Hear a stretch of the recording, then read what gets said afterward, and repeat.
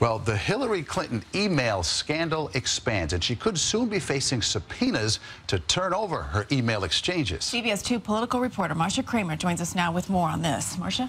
Well, Christine and Maurice, the phrase, "you've got mail," could take on new meaning for the former Secretary of State, with federal probers intent on slapping her with a subpoena for her email exchanges about Benghazi.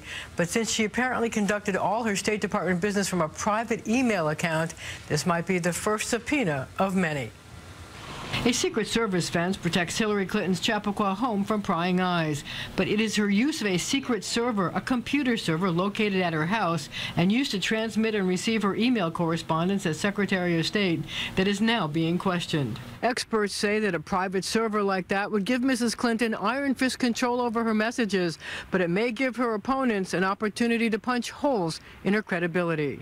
Shocking that it took this long to come out. The shock twofold. First, that as Secretary of State, Mrs. Clinton set up a private email account to exclusively conduct government business, and second, that the server was in her house. And it just prolongs this question of what in fact she was doing, why she didn't use a government account. Did she turn everything over? And if not, why not? Now the House Special Committee investigating Benghazi is expected to subpoena Mrs. Clinton's personal emails.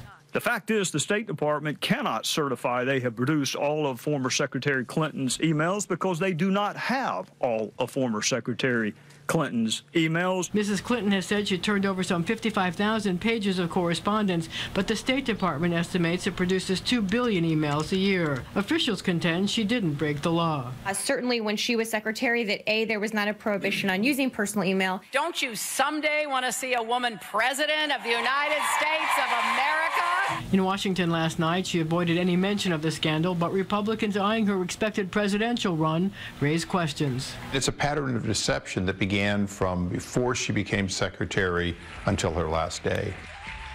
Well, 2 former secretaries of state, Colin Powell and Condoleezza Rice, also use personal email accounts. Secretary of State John Kerry uses a government account. And there was recently an alert that says those emails have been subpoenaed by that House committee. Maurice and Christine. All right, I'm sure we'll hear more on this. Thank you, Marcia.